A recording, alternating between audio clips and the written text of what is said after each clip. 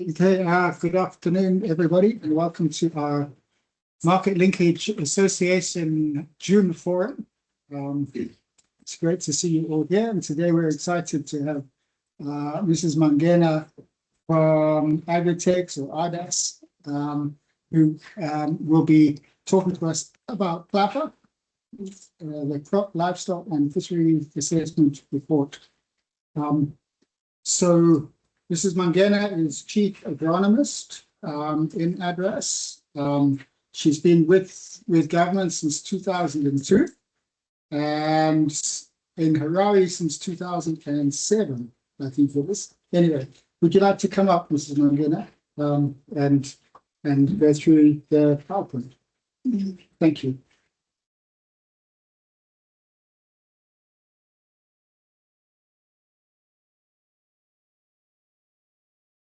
Okay. Yes, is it okay? It's fine, it's nice. Okay. Thank you, ladies and gentlemen. As we have heard, I am Sponly Mangena from the Ministry of Agriculture, Mechanization and Water Resources Development. Our ministry has got a new name now. So that's our ministry. And I'm going to take you through the second round crop, livestock, fisheries assessment report. This is just a summary. The report is quite big.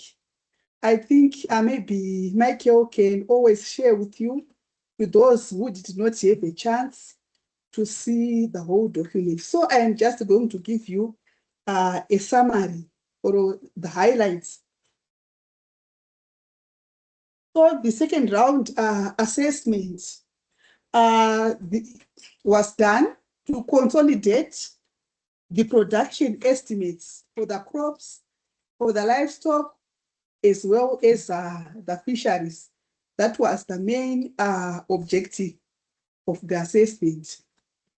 Then, looking for the methodology, there are three types of methodologies which are used in these assessments.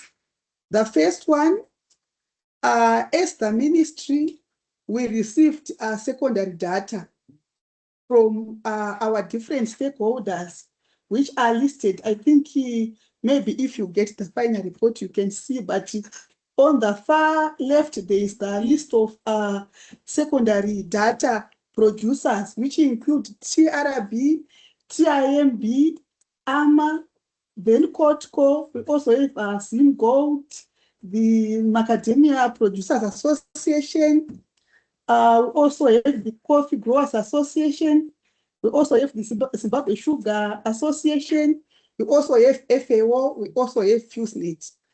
Then another source of the data is that we have the word-based collections by our agricultural extension officers based in the ward.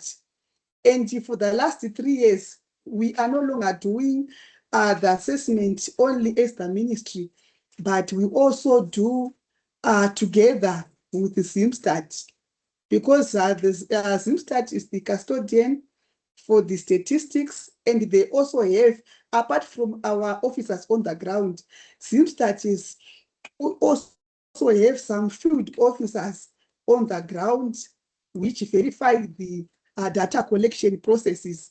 And in most cases, the sample size is 30 farmers per ward per sector. So if we have 4 sectors in that ward, which means they are going to sample 30 farmers from each and every sector, to then in sectors like the large scale and the A2, in most wards, they are less than 30 farmers. As a census is usually done. Then, apart from that, we also triangulate together with stakeholders using remote sensing. And these are the organizations on the right. Research Services, SEDIC.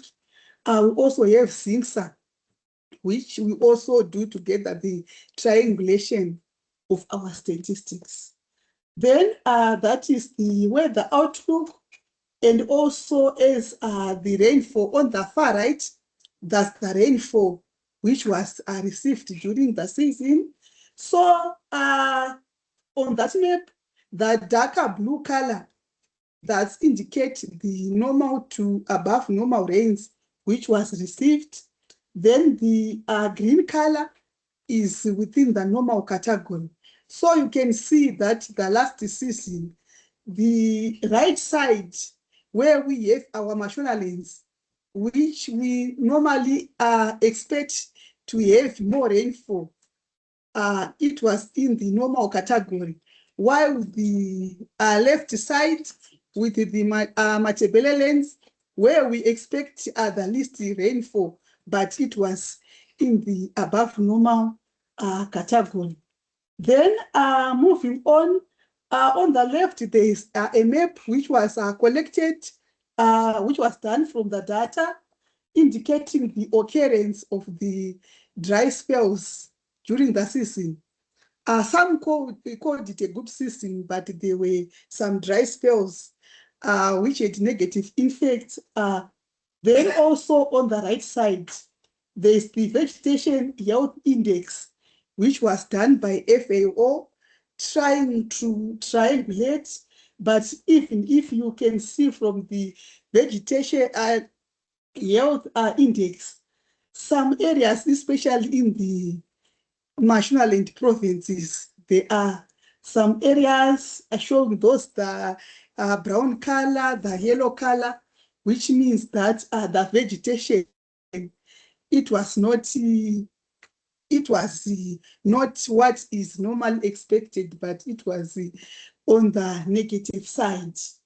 Then from that map, it is also important to note that that area which is indicating that red color was there was a mid-season drought which was very long, reaching more than 30 days during the season, and also crops in those areas it was affected. So those are the NDVI values by province. I think maybe you can move on. You can see them clearer when you are looking maybe closer. You can always refer them to the document. Then in summary, this is the summary, the crop production summary. The production for most crops, it went up by, like the first one is the maize, which went up by 2% and a production of 2.35 million, then followed by the traditional grains, which had 290,000. Then soybean went up by 129%. Then cotton up by 26%. Then tobacco. Last year it was high, but this year it also went up by another 7%. I think we can move on to the, then this is the summary of cereal availability, and there are 3 scenarios which has been used to compute the cereal consumption scenarios.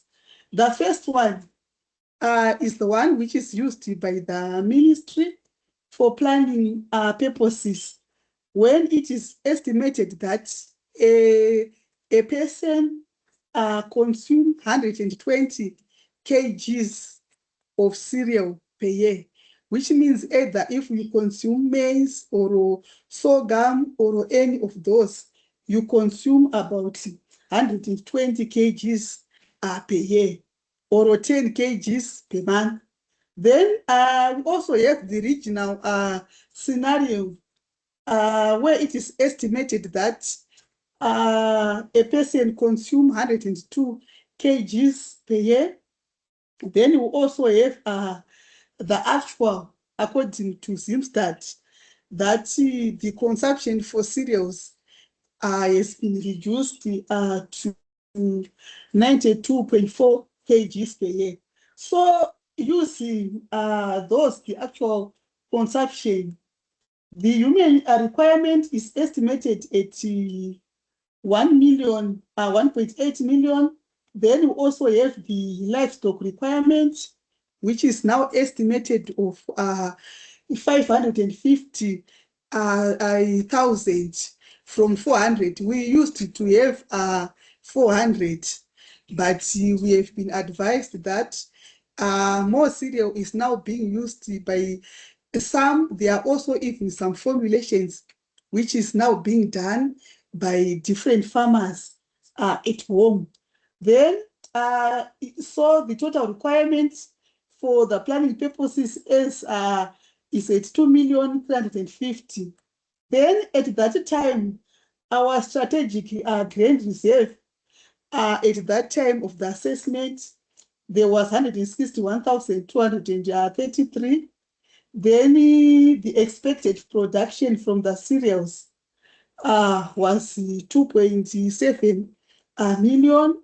So the strategic grain reserve was plus what was expected to be from the field, it was 2.9.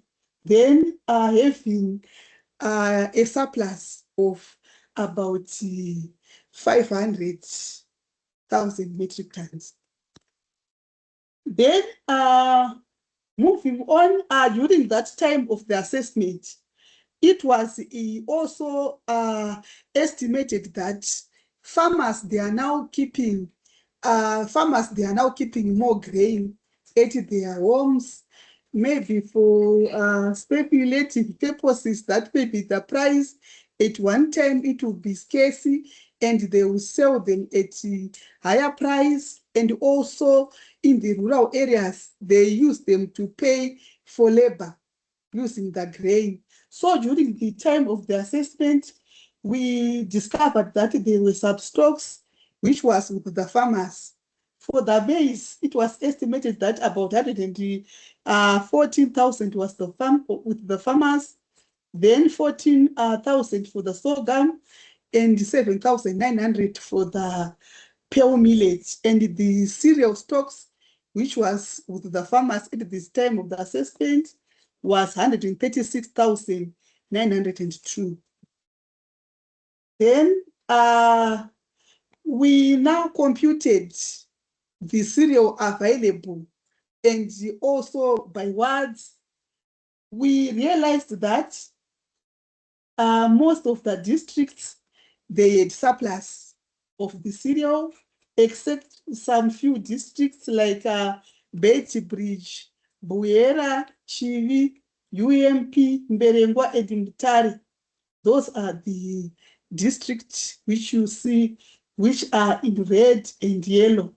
But the situation at the different wards was different. That was the situation. And you can see that there are more wards in the red category, meaning that the cereal is there, but it is isolated in some wards. There are some wards which have the cereal, while there are some wards they don't have enough cereal. Then we'll quickly move on. I just want to run down the actual production for the different crops. I think I've already talked about maize, when the estimated production is about 2.3 million, slightly higher than the 2.2 million which was obtained last year. Then moving on to, this is the production by sector. You can see that most of the cereal, the maize, is produced by the smallholder farmers. The CA, those are the communal farmers, contributing about 36%. Then we have the A1 contributing about 24%. Then the OR contributing about 9%. The contribution is mainly because of the area. But when we look at the actual production, the large scale and the A2, the average yield per hectare is quite high. But these ones, the production is high because of the high area. Then we went on to analyze the data by natural agroecological farming region. We realized that the maize yields, they were very different in the agro, they were different. Like in region 1, the average yield was 1,09, and it was tricky. We said that there was some dry spell, but in those areas in region 1, especially in Manicaland, there were cases of waterlogging, and they are the ones which are reduced the average yields. Then higher yields were obtained in natural region 2, where the average yield was 2,36. Then for region 2B, 1,88. And as you can see, the yield levels for natural region 5, they were lower. For 5A, 0,57, and the region 5B, 0,49. Then there were also write-offs, despite being a very good season, and most of the write-offs, they occurred in natural region 4 and also in natural region 3. Some may ask, why is it that there were no, why are the write-offs in natural region 5B lower than those in natural region 4? Those most farmers in natural region 5B and 5A, they don't grow much of the maize. They grow the traditional grains. But in natural region 4, there are a lot of farmers who are still growing the maize, and as a result, the maize was written off, and the main cause of write-offs was the mid-season dry spells. Then on sorghum production, 290,000 metric tons was obtained this year, which was lower than the 436, which was obtained the previous season. Then for the pale millet, 87,677 metric tons was obtained this year, which was also lower than the 188,000 which was obtained the previous season. Then the Rapoko, the production for this year is 12,379. Is still low, even though it is higher than the one which was obtained the previous season. Then we move on to horticulture. On perennials, there was the increase in area by 10%, as well as the increase in production by 5%. And there was growth in mango, the avocado, the blueberries, orange, pecan nuts, then also increase in the vegetables like the cabbages, butternuts, carrots, and okra. And this is just a summary of the vegetables, the areas, the yields, and the productions. Then moving on to the oil seeds. In soybean, there was an increase of 129%, and sunflower, there was a reduction of 30%. Then the groundnuts, it increased to 109,000 metric tons, which is 29% more than what was obtained last year. Then sesame was up by 41%, then cotton up by 26%.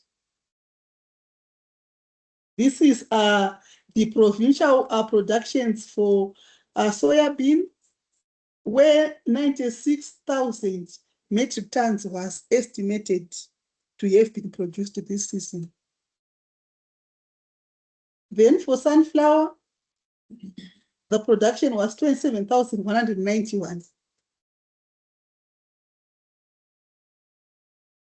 Then for groundnuts, the production for this year is 109,301. It is slightly compared to what was produced last year, but as a country, our requirement for groundnuts is far higher than this one, because in most communal areas, the farmers, they do not sell any groundnuts. They process it at home. They produce their peanut butter at home. They produce their, what do you call them? The salted, peanut butter at home. And it's mainly for home consumption. And just a little surplus is the one which finds its way to the market. So our production is still below the requirement. Then moving on to cotton, the production for cotton was 77,212, which is 26% higher than last year.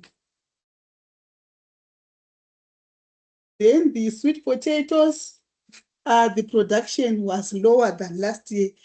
I think you all remember that we had a dry spell, which occurred in January and also in February. That is the time where sweet potatoes is supposed to be planted. But this year, there was a dry spell in January, and most farmers, they failed to plant the sweet potato. Then moving on to tobacco, the estimated production is 378,322. And in area, I think this is one of the record areas for tobacco in Zimbabwe. Our areas maybe since 2000 was around 80,000, 90,000. Then last year, the area just shoot up to 142,000. And this year, the area for tobacco just shoot up to 167,000. Then we are now moving on to the livestock, the beef cattle, the beef head is estimated to be at 5.76 million, and 64% they are breeding animals. Then the cattle offtake is stable as 10.5%. Then this is the table indicating the distribution of the beef cattle. And as you can see, most of the head is found in the smallholder farmers, and the A1, about 1 million in the A1 sector, and then the communal having about 3 million of the beef heads. And the province with much of the cattle is Masvingo province, where it is estimated that the Masvingo head is about 1 million. Then this is the composition of the different,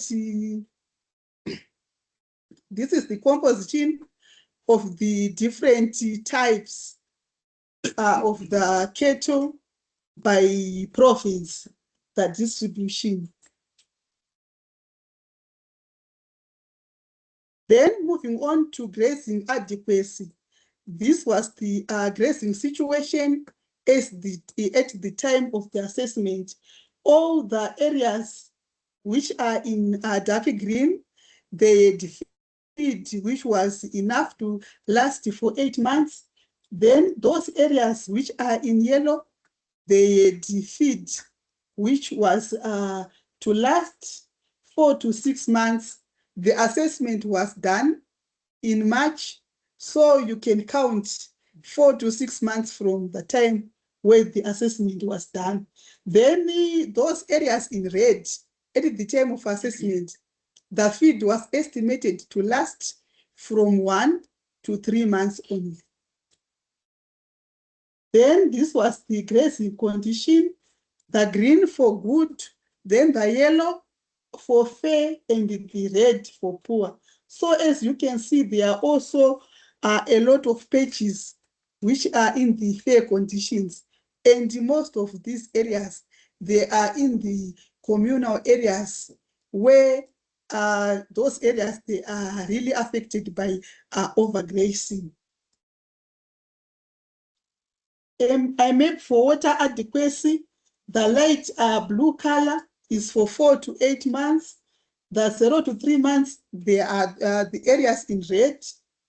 Then that one, a little bit darker blue color, is for the areas which had water, which was estimated to last more than 8 months during the time of the assessment.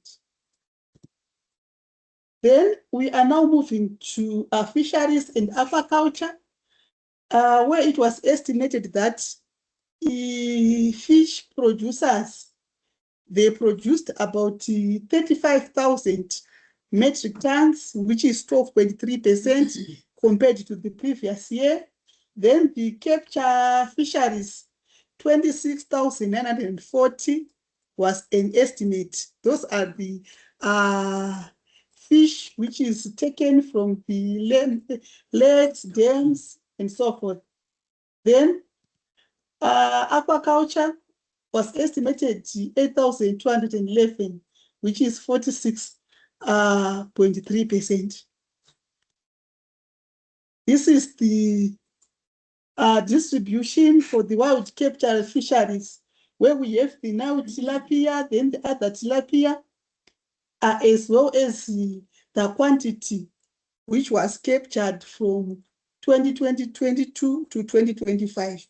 We have to note that when we are doing the production for fish, the year begin in January and end in December. So to calculate the quantities which have been produced for the same year, we have to calculate the production for the whole year. And for 2026, the quantities produced will be calculated in December.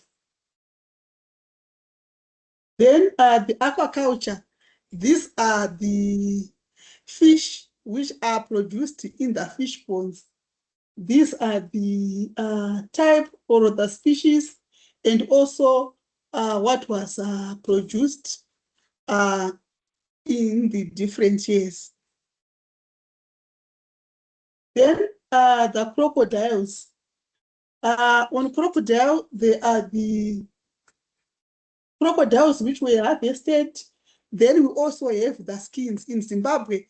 From crocodile farming, the skins, they are usually exported to other countries. So these are the statistics of the crocodiles that were harvested, as well as the croc skins which were exported. Then during that, these were the enablers which were tracked for the these were the enablers which were tracked in the summer season for it to be successful.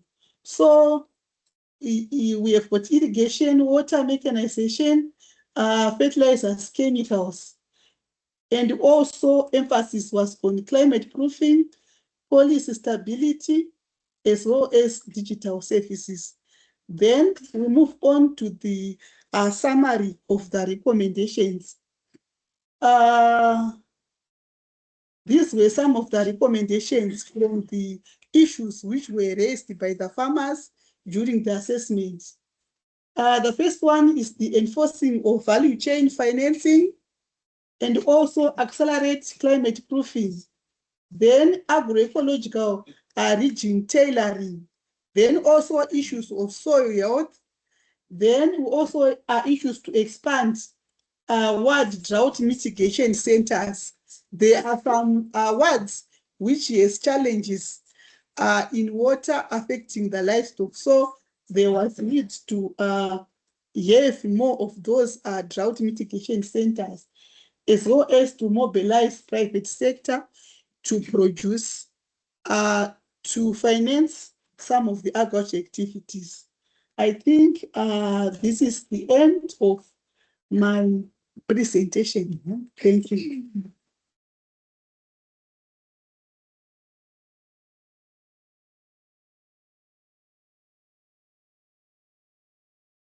Thank you so much for the presentation.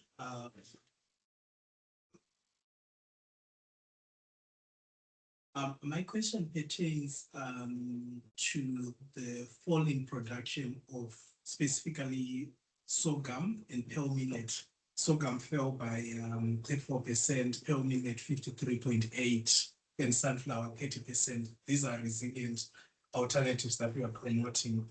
When I looked at other crops, they marginally grew, but specifically those, they are quite notable in terms of the decreasing area.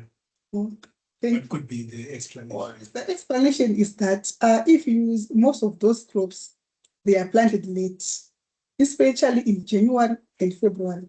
And if you can see also this way for the sweet potato and also the cowpea. But this year, it was a tricky year.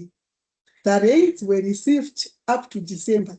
Then we had some areas which started having a dry spell in January, in the beginning of January.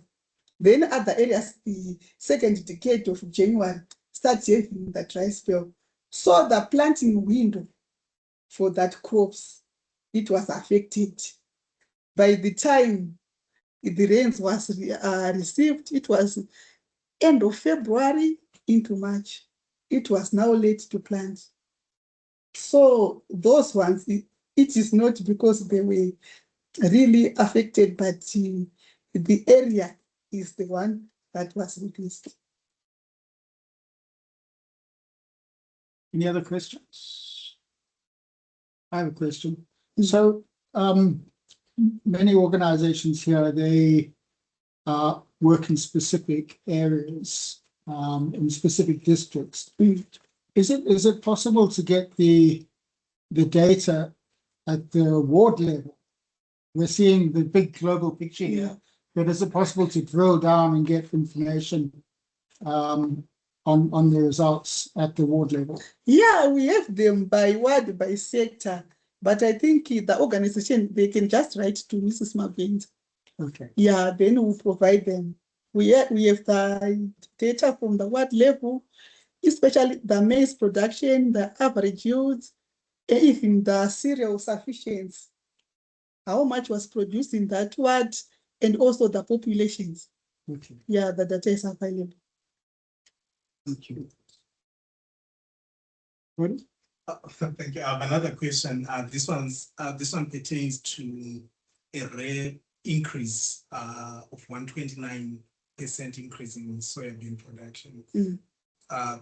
What could be the explanation, and what could we learn from that value chain? If there are any lessons from, because 129% increase. Yeah, it's an increase, but we are still far short, because last year only 41,000 metric tons was produced. So we are still far.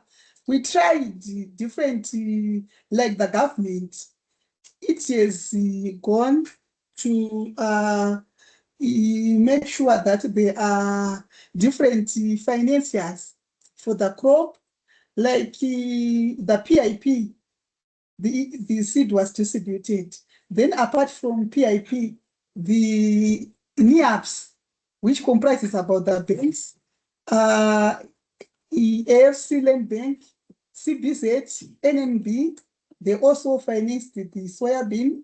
Then moving on to the FCCA, they also financed soybean. But we are still far below our requirements. Thank you. Nice. Mark.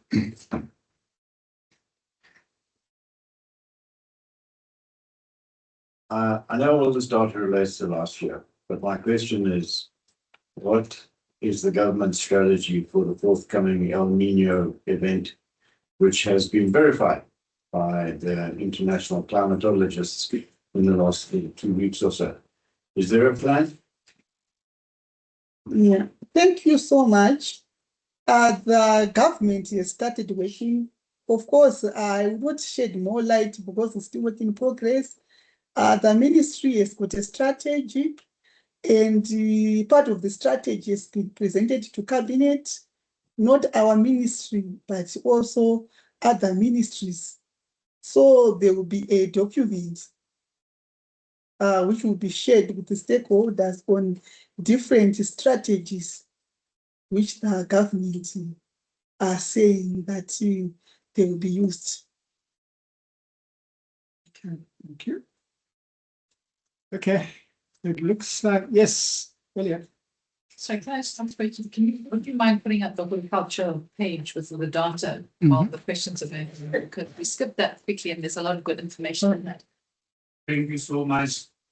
There is a program that you have committed, and in terms of consumption, probably is the third most consumed report. And I know as government you're coming up with a strategy on how to promote production. Zimbabwe has become a major consumer of rice. Yeah. Isn't it time that you start tracking what is happening? Yeah. Production, because it sounds like we are consuming what we are producing. Yeah. So Yeah. to start putting something in place to make sure that we track. Yes, probably the production is still very low, but we need to start tracking it. All right. As I have indicated, this is just a summary, or in the full report, the production of rice is there. Though small, but we are tracking rice production, and as you have rightfully said, as a ministry, we have a strategy. We have brought in some varieties. We've started working with some irrigation schemes, trying to promote those. In the full report, the production for rice is there. I think. Did you have a comment, Sandy? So I just wanted to see what the kind of major ones are. Obviously it's the leafy veg and potatoes and tomatoes, but it was just, there's a lot of interesting information out there just to see More. compared year on year as well. So I was just wanting to take a look at it a little bit back. We'll be sharing the actual report as well as the PowerPoints later on. Thank you. So if there are no more questions, Mrs. Mangena, thank you so much. So Ropa is head of or director of corporate affairs at Schweppes, and also in charge of the data governance section. So,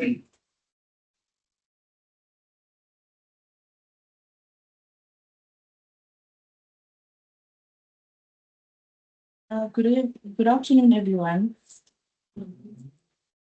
So I am going to present on the Cyber and Data Protection Act that was passed as an act of parliament in 2021. So we've had this act since 2021, and it was only made mandatory in 2024. So part of my presentation is going to also cover some of the initiatives that have been done by Potras, some of the key issues coming out from the Act, some of the risks associated with non-compliance, and hopefully we'll be able to help each other towards compliance. So, like I said, the Cyber and Data Protection Act was passed in 2021. And the reason was to manage information flow, particularly with regards to personally identifiable information. And what we mean by PII is this is information that relates to a person. So if you say my name, for example, Rebakazo Baneza, and you combine it with my ID number 12345 D22, combining those two, that's already regarded as personal identifiable information. So when you start processing such information as a business, we're supposed to tell your data subjects, in which case I'll use you as an example. When we come here for MLA, we write our names down, we put our IDs down. You're supposed to know why MLA is collecting that information, what that information is going to be used for, how long it's going to be kept. Are there any SOPs that have been put in place to make sure that that information is properly protected and kept safe? We don't ask for your ID, by the way. I'm going to use that as an example. He doesn't collect our IDs, but yeah, but combining anything. So I hope we'll be able to see some of the key issues Just now. in terms of how we identify a person. I'm sure there's a slide. So, slide number 5.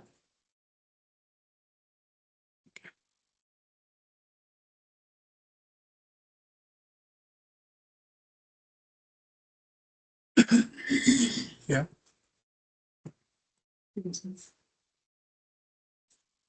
I hope you can see this. Okay. So I just wanted to demonstrate that data protection is not anything new. We actually came to the party really late. In 2012, Ghana already had a Cyber and Data Protection Act. In 2013, South Africa published its copy. 2018, EU published the General Data Protection Framework, often referred to as GDPR. 2018, Botswana published. 2019, Nigeria published. 2019, Kenya published.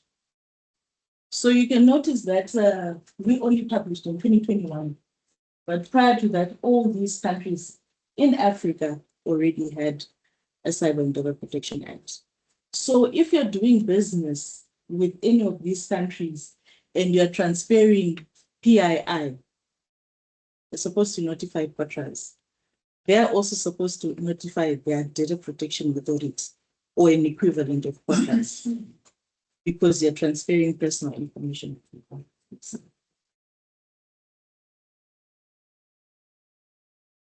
So I think I mentioned MLA as an example. They're referred to as a data controller. Why? Because they decide on what information is being collected, why it's being collected, how it's being collected, how it's being shared, stored, or how it's also being retrieved, the use of that data, and who can collect that information. So MLA in its right can be referred to as a data controller. The organizations that we represent, they're referred to as data controllers. But for you to be referred to as a data controller, you need to be certified, in which case you need to be certified by Patras. So in terms of what processing means, the minute you collect information, it's processing. When you're recording through your CCTV, it's processing.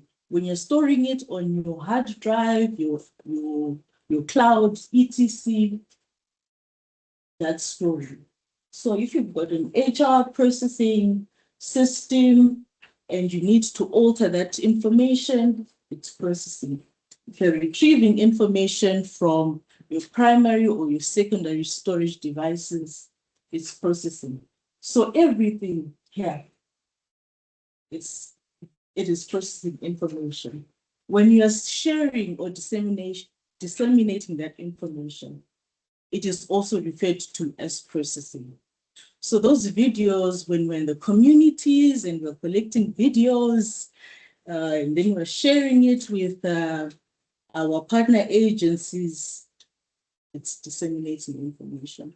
And as long as the crowd or your data subjects do not know where this information is going, you are already committing a breach.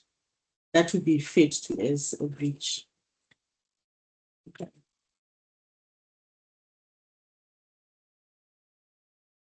So, what's personal information? Name, address, telephone number, race, nationality, ethnic, color, religious or political beliefs, person's age, sex, sexual orientation, status, ID, everything, biometrics. This is regarded as personal information. Okay. So combining those two things is regarded as collecting PII. It's a lot. It's also referred to as sensitive data. So remember when I was talking about how to process information, yeah? You're collecting that information from the CCTV cameras, and there's no notification that, oh, by entering this facility, you are consenting to having your images taken, you're committing a breach. So combining any of these things with your name, the image, ID number, it is regarded as sensitive data.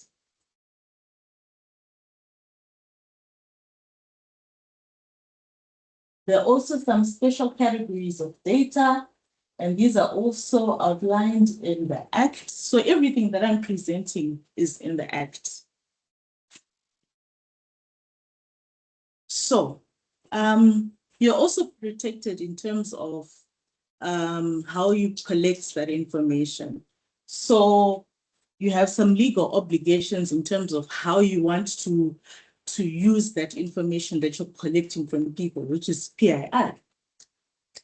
So the first thing is, I know most of us work with communities, donor agencies, private sector, etc. If you're working with people and you need to collect their PII, you need to make sure that they're giving you consent. And consent needs to be in writing. It has to be specific, it has to be explicit. If you're already in an arrangement with people in terms of how you're using their PII, it might fall under contractual obligation, but that needs to be in the contract. You also need to explain what that means under the contractual obligation. If someone signs the contract, then you are allowed to collect that information, but you also need to explain how you're going to use that information, how you're going to disseminate it, and when you're going to delete that database. If you've got a legal obligation, assuming the courts have asked you to collect certain information, it becomes a legal obligation, but you also need something in writing from the courts. Vital interest. If it's a matter of life and death, that's the only time you've got that right. Say someone has collapsed and you need to communicate with someone, you take the picture, use their ID number because it's a matter of life and death. That's the only time you're allowed to use vital interest. Public interest, if it's a high-risk person and the information has come from government and the security services, you can use that. Legitimate interest, if it is a legitimate reason, but it still needs to be in writing. Where the data subject has made the information public. So if I put my information out there, for example, I work for Schweppes. Half the time, if you Google or ask, because we talk to people, you probably find my picture and my name there. That information is out there. We put it out there. I've put it out there. Okay. But it's only the information that I've put out there. Anything else, you're not allowed to use. And for scientific research, which also needs to be put in that. So these are your legal obligations in terms of how you can process information. But it's very important that everything needs to be documented. And your data subjects need to know why you're collecting and processing that information. So in terms of you as a data controller, what are the things that are mandatory in ensuring that you're compliant with regards to the Cyber and Data Protection Act? The first thing you need to do to ensure compliance, you need to appoint a designated data protection officer. And this is done through POTRAS. So POTRAS has a certification course that they roll out. It's a 1-week training and a 5-hour exam for you to be certified as a data protection officer. And then the second thing is you need to then certify, okay, which is DPO certification. The person needs to be certified. So in my case, I'm already a certified data protection officer. And then the next thing is you need a data controller license.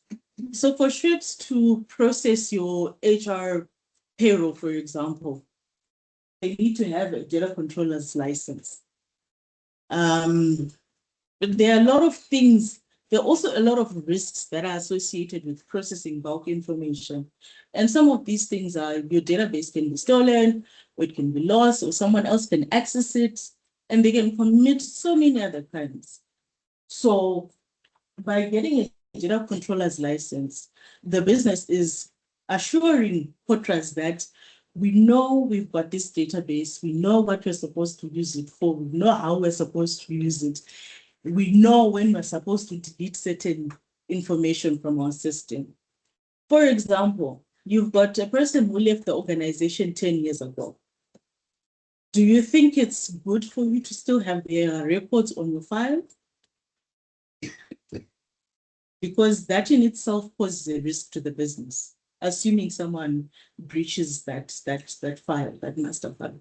So there are so many things that you need to consider as you are processing people's information. Is it secure? Are you doing it appropriately? Who has the rights to access that database? How is it going to be used? How is that information going to be disseminated? And things like that. And that talks about your adequate safeguards, right? So I think in my previous slide, I was talking about South Africa having its own Cyber and Data Protection Act. So before you transfer any information, according to our Data Protection Act, you need to check if that country has adequate safeguards to protect personal information. So assuming we want to send our information to Botswana, the first thing we need to establish is, does Botswana have their own Cyber and Data Protection Act? If they do, it's now a matter of POTRAS engaging with that authority in Botswana to check their adequacy safeguards. And this is meant to protect the identity of PII, which is your personal information. And then there's also an element of data subject access request. I'm going to talk about some of the things that you also need to have in terms of policy, and this is one of them. So as a person, you have the right to have your information deleted, altered, or just to check. I know in most organizations, if someone comes to you and says, or goes to HR, I want to access my record, half the time it's, no, it's not necessary. This is the information that we've got. But every data subject has the right to access their file. And this has to be done through appropriate requests. So if someone comes through and says, oh, okay, as a customer, you've got my information, can I see it? They have to put it in writing. We have to notify them that this information will be ready. We need to show them. And you're only showing them their information, not anybody else. So this forms what some of the policies or documents that you also need to have in place. And then reporting of data breaches. This is a very big and topical issue because we have a couple of companies who have recently been fined because of data breaches.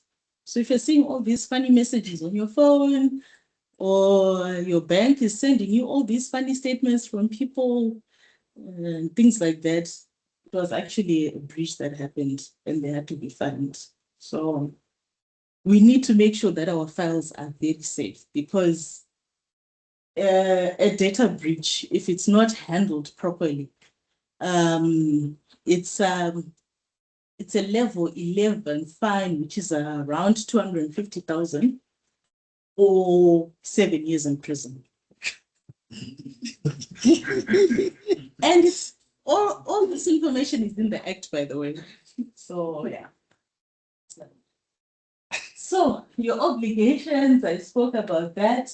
Data protection officer, data processing agreements. I know a lot of businesses use Belena to run their payroll system, right? Your Belena is supposed to have a data processing agreement, which is also, which they can also get from Fortress, because they also need to meet the standards in terms of data sharing. You also need to do impact assessments. So it's called the data protection impact assessment, where you're looking at all your processing activities, for example, and the implications of those processing activities to the business. By doing a DPIA, you are already putting in place a plan in terms of if there are any weaknesses within your system. You can only see that after you've done a data protection impact assessment. And one of the key things that you also need to do is training and awareness. So everyone within your organization needs to undergo a training and awareness session of their rights as a data subject. And then if you are in management, you also need to know what the Cyber and Data Protection Act talks about, what it says, how you need to process or handle information. So if you are in the NGO sector, it's important to know how you process information, how you collect, for how long you're supposed to keep that information. Because assuming I'm an auditor with Fortress, those are the things that I'm looking at. You have a file from 2005 for a project that expired probably in 2010. Why do you still have that information on your database? Especially if you haven't done anything to hide certain things. So some of the things that you can do, assuming you want that data for statistical purposes, you don't need someone's name or ID, because combining those two things is already considered as PII. If you really need that information, just remove anything that relates to a person. And you can leave your male, female, and any other information that might not identify Tommy as a person. So that's one of the things that you can actually do, assuming you want to keep that information on your database.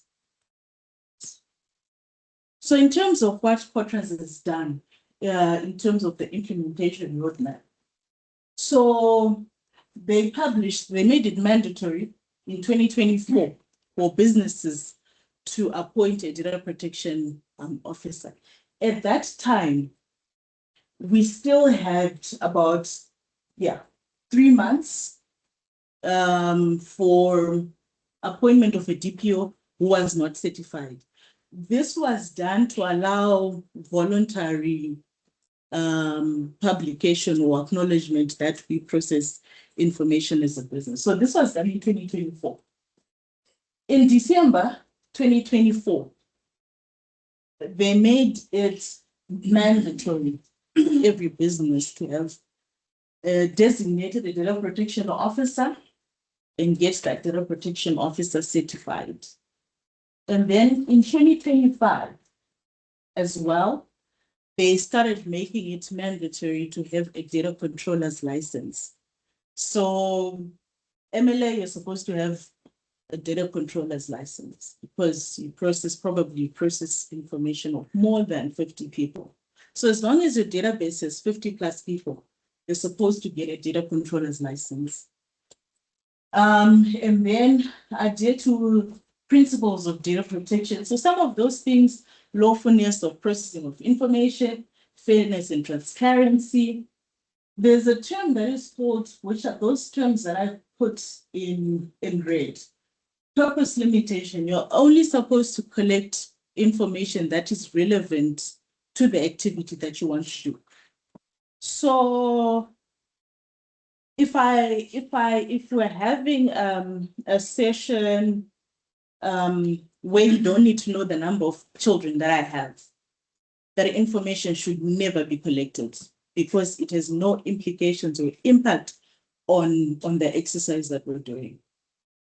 But if we're going to be doing a food distribution exercise, for example, you need to know, because you need to know the number of people within that household, which will determine the amount of grain or the amount of food that you're going to give them. Anything beyond that, you shouldn't collect. It makes your database very vulnerable.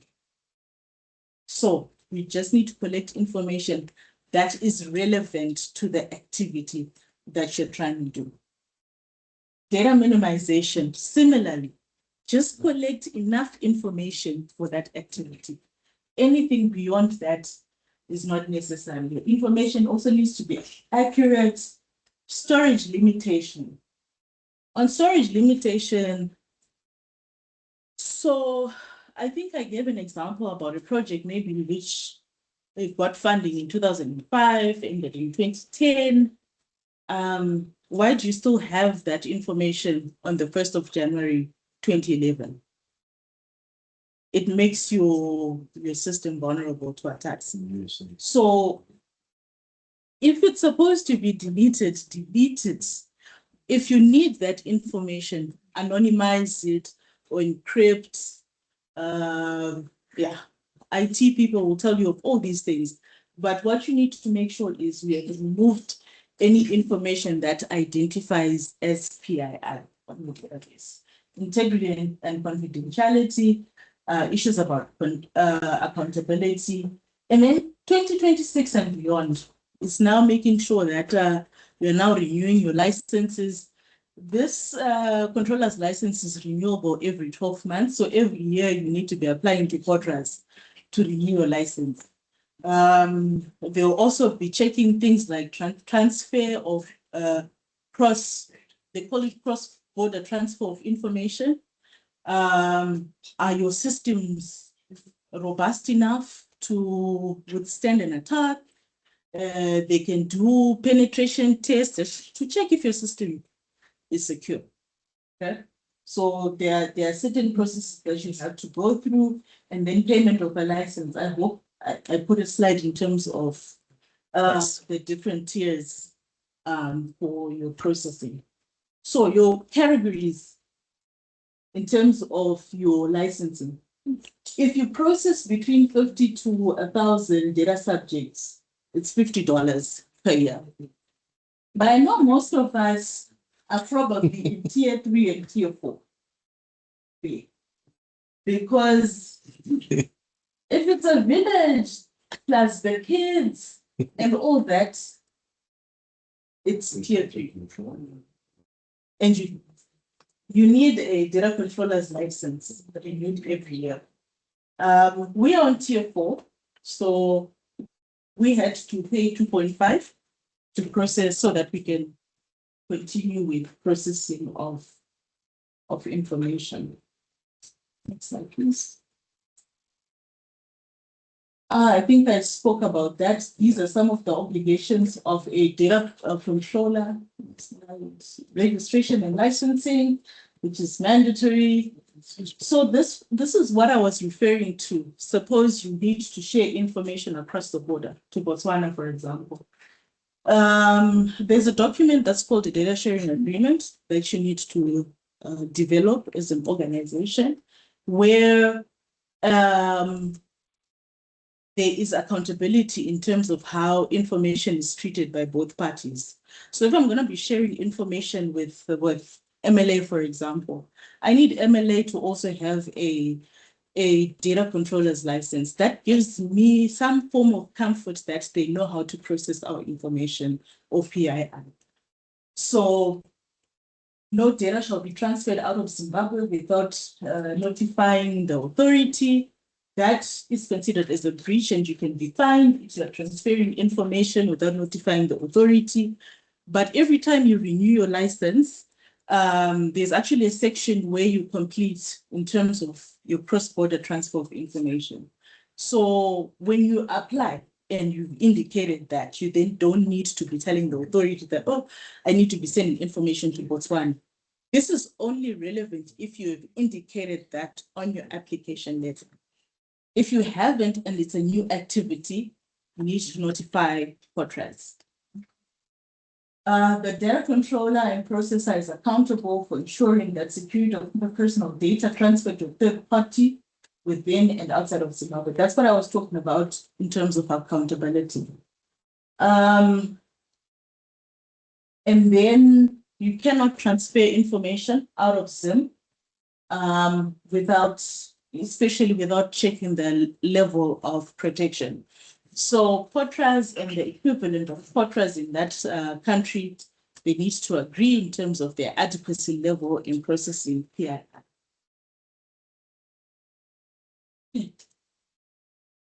And then there is something called security breach or data breach. This is a security breach. If someone hacks into your system, or a violation, or accidental deletion, or editing or destruction, unauthorized retention, if information is misused, it is referred to as a security data breach. So if you have control of all these things, you should be fine. But if there's a security breach, you need to determine if the information that has been breached, you need to determine the level of risk associated with that breach. If it's a significant breach, like what has happened in the last couple of months, you need to notify the authority, especially if the data subject has been notified that, well, there's been a breach of MLA system. So, and then some of the causes of data breaches, the cyber attack, system configurations, insider threats, third-party vulnerabilities, or human error. All these can be causes of data breaches. So, when a security breach occurs on your system or your third-party processor, the controller needs to know within 24 hours that a security breach has happened in the system. So this is actually, as part of your training and awareness sessions, your teams need to know that if a security breach happens, they need to notify management. The problem that we have in the organizations is when such things happen, people try and cover it up. But notification really allows us to manage the situation much better. So the controller needs to know within 24 hours. And then you need to have notified the authority within 72 hours of that breach occurring. So you write to Fortress, that security breach or data breach happened, this is the level of the impact of that breach on our system. And there's an assumption that your data subjects have been affected in 1, 2, 3, 4, especially if there is a name, address, phone number, etc. of a data subject. They need to know. And then within 21 days of the breach happening, you are supposed to have closed off that investigation. And Fortress will help you in making sure that your system is robust enough to then withstand any other vulnerability. And this is also in the Act. So why are we doing some of these things as part of improving our enterprise data privacy, eliminating compliance risks? We need to do that, enhance data discovery, inventory and classification, resilience, policies, and just making sure that our cybersecurity environment is okay. So I'm going to share some of the policies that it would be good to have them as you try and manage your cyber and data protection space. And one of those things, you need to have a data retention policy. Your data retention, that's the document which tells you how long you're supposed to keep information for. If you've got security logs at your gates, do you need to have that information for more than 3 years? As an example, you probably don't. So why are you still keeping those log sheets on your system? You need to have a data protection policy. Some of those things, if I go onto MLA's website, for example, is there privacy notification? If I come to your facility, is there a notification that there's CCTV here to monitor your movements around the facility? Do you have a data sharing agreement? Because if you're going to be sharing people's PII with a third-party processor, they also need to know the risks associated with sharing of such information. Do you have a data breach response plan? So assuming your system has been hacked, what are you going to do? They're supposed to be processing people's money, supposed to be processing this and that and that. If you're hacked, what is your recovery policy around that? Do you have an incident register? Do you have a business continuity and disaster recovery plan? And the other thing that I'd mentioned is the data subject access request rights. So these are some of the things that we need to have. And just so you know, most of these it's still work in progress. Because Fortras also is trying hard to make these available. But some of these things you need to internally develop because it needs to suit the type of business that you're in. So you might not get them from Fortras, but you need to have them. So some of the practices that can lead you into getting a penalty or a fine, processing of info PII without a data controller's license, you can get fined. Failure to designate a DPO, because your DPO is the one who knows what the act says and how to guide the business in terms of processing of information. Failure to report that data breach or security breach or non-compliance with the Cyber and Data Protection Act or Cyber and Data Protection Regulations. So I'll also share the act with MLA and the regulations so that you can also just take a look at it. There are also some templates that Fortras has shared. So there'll be about 3 documents that I'll ask MLA to share so that you can see what Fortras is saying, what the act is saying, and what the regulations are saying. In terms of penalties, I spoke about level 11 or imprisonment of 7 years. So your level 11 is $250,000 if they decide to apply the highest level, or the senior person in that organization could be imprisoned for 7 years. So in NGO sector, that could be your country manager, country director. In private sector, it could be managing director or chief executive officer. It applies to the most senior person within the business. And the reason why they've done this is there was obviously a lot of feedback from businesses in terms of how people are taking seriously the issues of data protection. So they decided to apply it to the highest office within the organization. So as an example, your bank CEO and your accounting officer, they're discussing about infringement of the Data Protection Act in prison. 250,000 would have been better, but they got the cell. So in conclusion,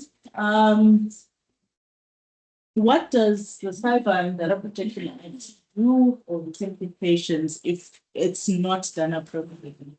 Reputational risk, regulatory risk if you're not compliant, financial risk, you get fined, 250K, and just operational risks. So if a person knows that our system has been hacked, they might not want to do business with us because of such risks. So let's just try and make sure that as we try and process PII, we're doing it in the appropriate manner, as highlighted by Potras. Yeah. All right. So Yeah. it's quite a lot. The provisions that they've made and the risks associated, they're quite a lot. Such a session should take about 5 days to present, so that at least we all understand what's happening within the cyberspace. But it's really important that you as a data subject, you actually know your rights, right? And then at an organizational level, what are you allowed to do? What are you not allowed to do? How can you make processing of information more compliant, right? Just get a controller's license, number one. Number two, just tell people that we're processing your information. Just communicate, train them so that they know. And we should be all right in terms of how our information is handled out there. Thank you, Ropa. How many organizations here that think that they might be affected by this? Which organizations are here that think they might be affected by the act? Put your hand up.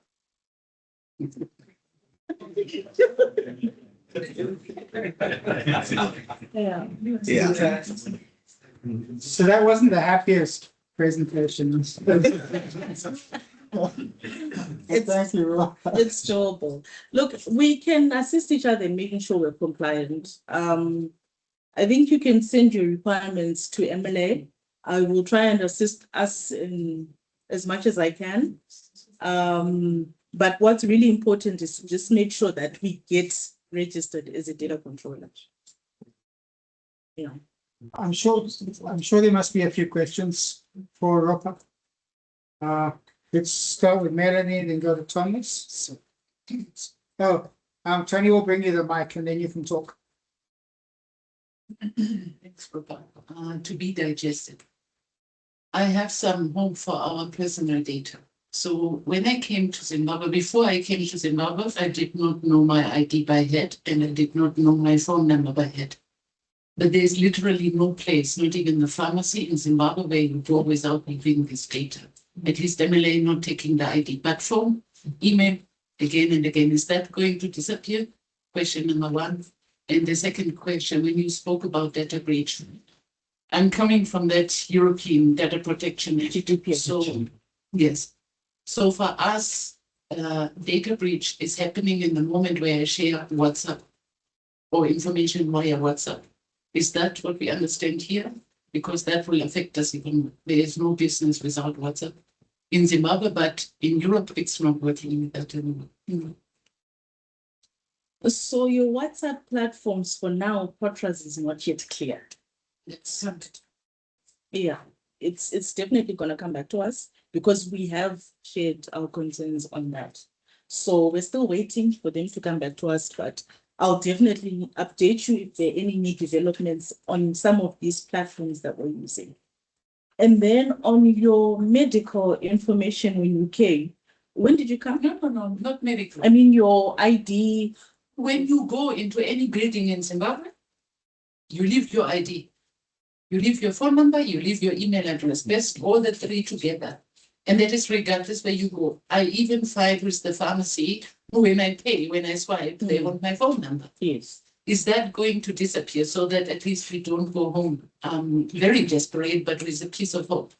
That's the direction that we're supposed to take. I think in the last 6 months, we're seeing a lot of doctors, pharmacies registering their data controllers because they process quite a lot of information. The minute they receive a script, they're processing your information. So we've seen an increase in doctors, hospitals, and pharmacies who are registering to be a data controller.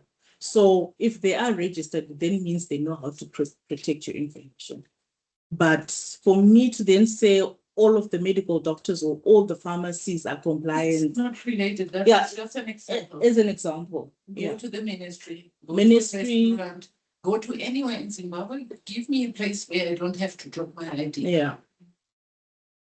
Unfortunately, the system is still there. Call legitimate or the Yeah. public interest to leave No. my ID with every check and checks. It shouldn't be.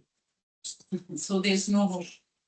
For now, I think they're really just trying to implement, but I hear you. Today I was filling in a form, I was attending a conference and all my information was there.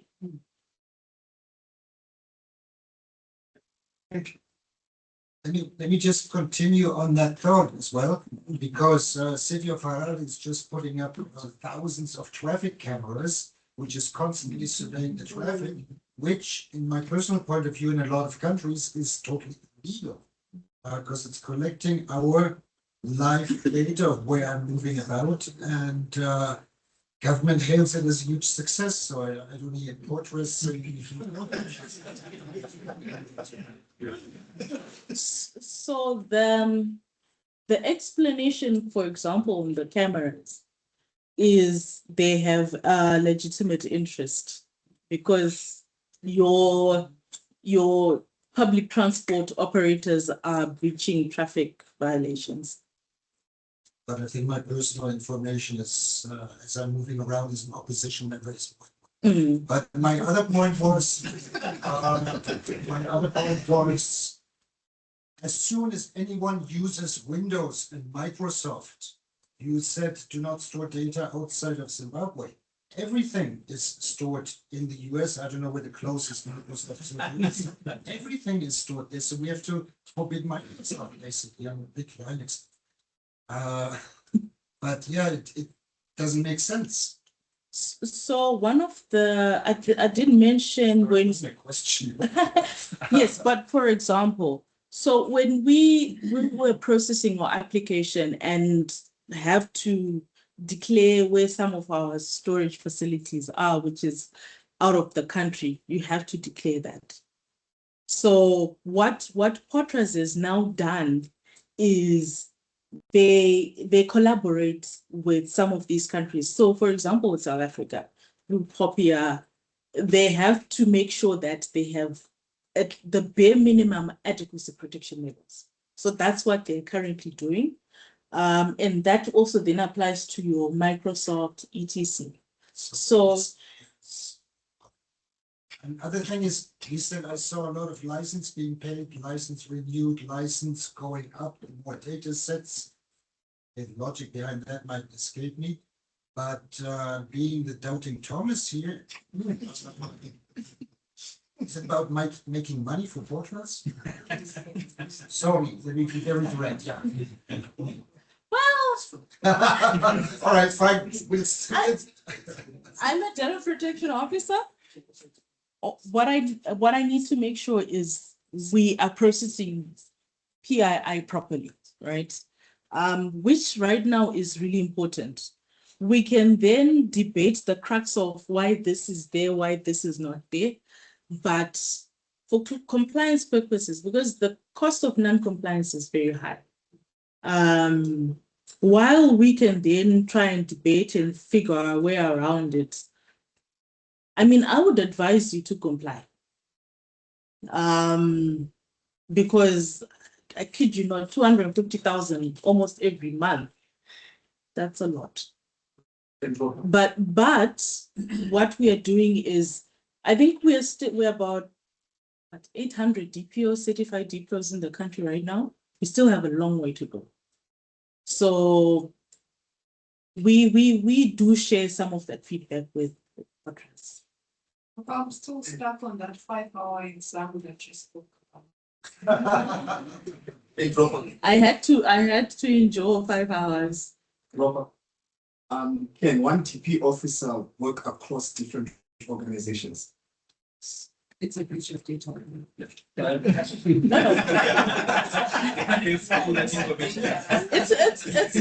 It's not a breach of information, but yes, it's allowed. Okay. Sorry, Robert. So then does that mean that when we send like our accounting information to like an accounting firm, there needs to be a DP officer on both sides? So Yes, we if should you're do- processing more than 50 data subjects information, yes. I think also one positive side of this TP, the Data Protection Act, is protection of organizations against cyber security breaches. So what we found out is that if you comply a lot with this on the act, it can actually end up protecting you, because most of the breaches that are happening locally, basically because people just don't know. And also the culture is just you just respond to any email that comes in. A lot of companies have lost quite a lot of money because of these data breaches. Yeah.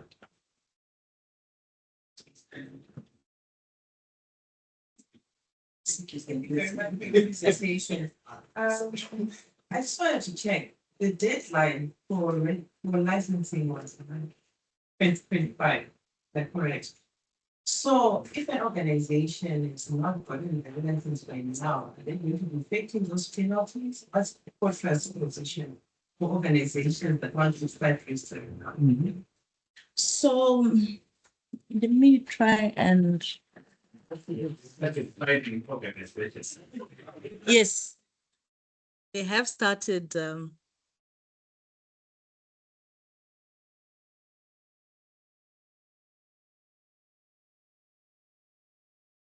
Okay. So in 2024, in September, they made the Cyber and Data Protection Act and regulations and guidelines mandatory. So at that time, you could appoint a data protection officer who was not certified, because Potras hadn't yet started an aggressive drive to certify data protection officers. In December 2024, they had now made it mandatory for a data controller to appoint a certified data protection officer. So when you're applying for a data controller's license, you cannot apply for a controller's license without a data protection officer, because the data protection officer is the one who applies. So everyone's certificate, a data protection officer certificate, has a number. So that's the number that I use to apply for a controller's license. So from December 2024, organizations can now apply for a controller's license. So even if you haven't, if this is the first time, it's okay, but you can't apply for a controller's license without a data protection officer who needs to be certified. Understood? Yeah, so what I'm getting is the no penalties for organizations that want to start applying now. You can apply now, but from July, from the 1st of July, they're gonna start unannounced audits. So you can apply, you can start applying now. And you can keep it on record that you've started the application process, you'll still be fine. But to a certain point, probably in December, it could be a different story, I don't know.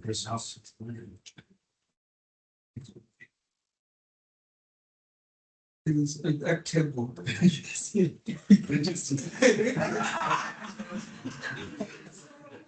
And there's nothing on that that says MLA, there's data protection.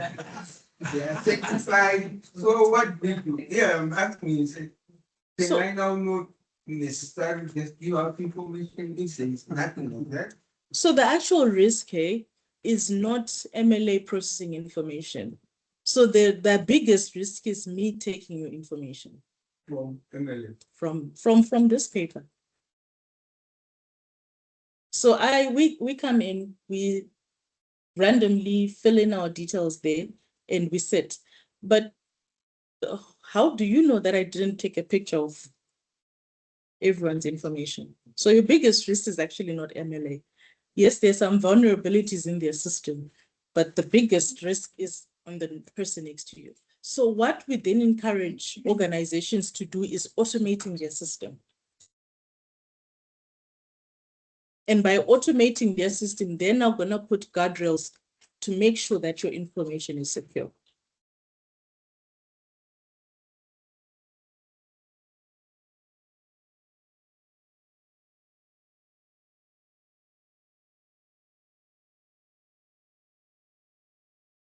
Oh.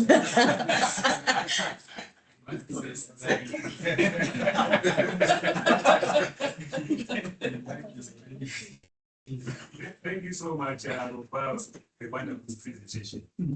Yeah, I know you said we came to the party a bit late, but honestly, for me, I'm saying we are still way back, because there's a lot of smaller companies, and the majority of companies that are in SIM are informal companies. Yeah. So I heard one gentleman saying probably importers will make millions and millions. They haven't really done a thorough awareness. There are just a few companies that are like Schweppes that can afford to do these things. But the majority of the companies that are in SIM, it's like telling a kid to run 3 months after them. And then you're saying, yeah, we are in a space where everyone is running. And I see a lot of challenges.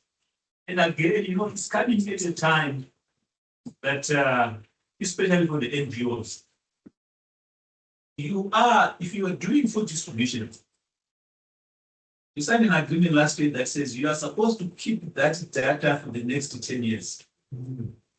Now comes another policy that says you can't keep that for 3 years.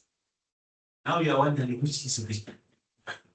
Now, because already you signed last year, and there's something that is coming in that says you can't keep it for 3 years. And in food distribution and input distribution, you can't run away from the fact that you need the name of the person, you need the ID, you need the address, and everything. And that is in the system, the database. And that's what the NGOs are doing. I don't know how they can address that.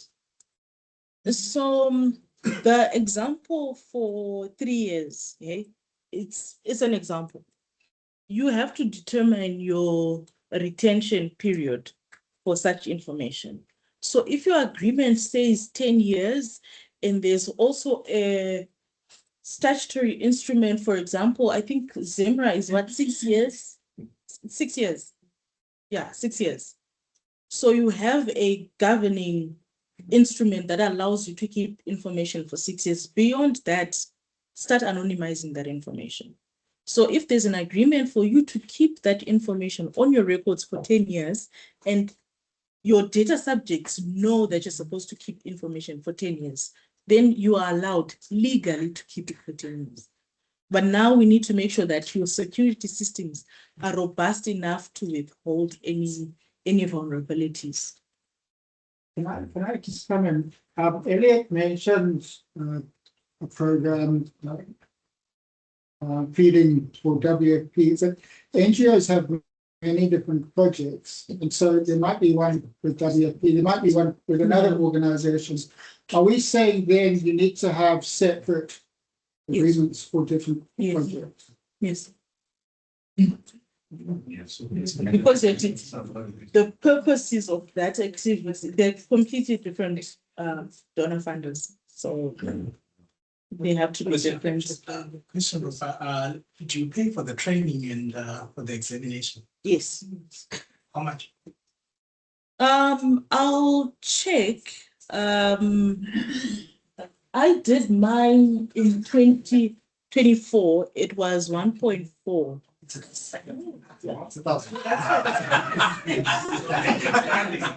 Training and certification. Yeah, the training and the exam. And are there people who failed? Oh, yes. So, another question. Is there an opportunity for consultancies to now flourish whereby I become a registered DPO and then I can work for different companies and charge them? Can we sign for any data that leaves the country? If you're able to manage different, Because for an individual organization, I'm sure the costs of compliance, they can stack up. Yeah. But then, Robert, is that still possible considering that the different companies must have the controller licenses of actually holding data properly and within the country? So that might be difficult still. well, consultant. Because even if I'm a consultant and then there's World Vision there, I still need to like make sure that their internal systems actually reflect these policies. Yeah, if you can, if you're able to assist, It's- all, Yeah. yeah, if you're able to, you can. It's a risk, Yeah. but It is a risk, Yeah. actually. like what I said, I can assist you in understanding or just helping you navigate it, but I don't think I've got the bandwidth to actually just do systems check for lot. So it's coming, what are the qualifications? To be a DPO. You need You to need- need senior management. Yeah, there's that. And then you need to have no, actually, so a DPO, you need to be independent. So ideally, you can't have a person who's in HR or someone who's in finance or IT. They can get certified to help you manage some IT systems. I'm not an IT person, but we have an IT person who is certified. And what that does is I get to ask the stupid questions and they get to fix the system. But it's also in the act, the DPO needs to be independent. So in my role, I'm independent of HR functions, I'm independent of IT, security, I'm independent of those because I don't have influence on how they process information. But I'm able to then manage how they do certain things. So you need to be independent. Suppose Schweppes glitches and you are the GPO, we're supposed to be arrested. My managing director.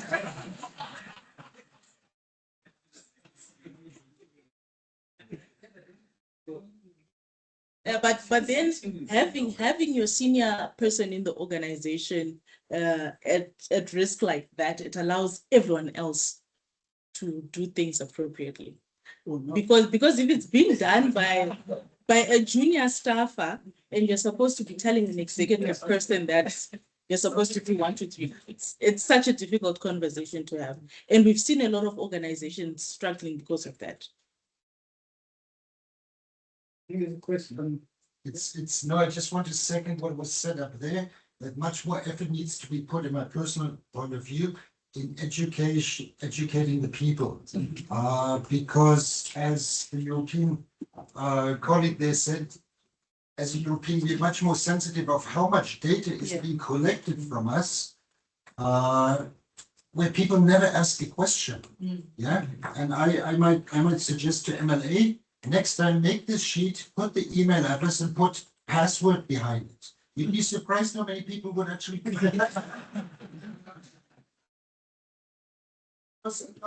know, in the communities, with the farmers, doing food distribution, sometimes I ask me, how come nobody questions all the information we are collecting? And we do have a disclosure, applies to photos as well, where as a European organization, we have to jump over hurdles, but there needs much more education to be done in Zimbabwe to the individuals on their rights and how to protect your own personal data. Is a question or two Please confirm if they've got templates, at least guiding templates for the policies, so that when we need to customize them at organizational level, at least we know the key requirements are contained already in templates. Do they provide at least as for us So that we can also ensure adequacy at organizational level to say we have met the requirements, because when they come in for their audit, obviously that's one of the things that they're going to be measuring us against those processes. Do we get guidance of that? So they published some guidelines in November last year. So that's one of the documents I'm going to share with MLA, so that you also just take a look at them. But if you really need assistance, I'm available at no cost. I will help you, because it also helps me know a bit more about how people are managing data. So please reach out to MLA, and things within my scope that I can help you with, I will. But if I need to redirect you to Potras, I'm also able to do that. So I've got one more question for everybody. How many organizations here have a data protection officer? Okay, there's a handful. Okay. Hold on. Yes, that was an amazing presentation, Robert. But I just wanted to check with you, especially around the cost, because I'm also noticing that there could be enthusiasm, there could be interest in also, participating, in the trainings, but they're a bit pricey now. So I wanted to check with you, from your experience with Potras, is there a room, especially for negotiations around the fee, the 1.5 that you've mentioned? Because I'm coming from the civil society sector, where the funding landscape is not free. And it might actually be difficult to raise that fee, so that probably a representative from each and every organization would also participate in those trainings. So I just wanted to check, in the event that we come as a coalition, coming from the front of the civil society organizations, would there be a room for negotiation, especially around the 1.5 fee that you mentioned? yeah, it's possible, but they're also reviewing that figure downwards. Yeah. Upwards. Okay, Rosa, thank you for bringing.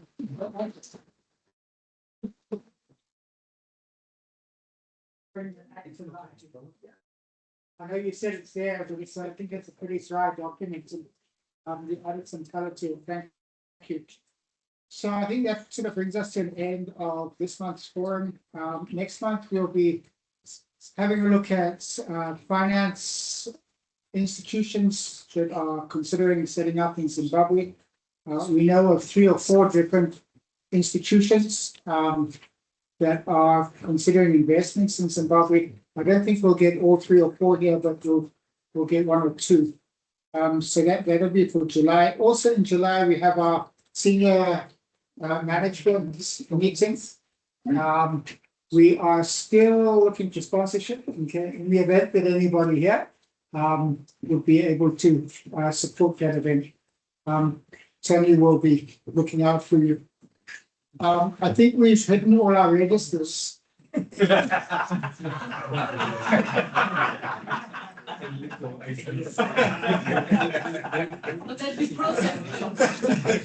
if you sign the register now, you'll be blindfolded before you do it.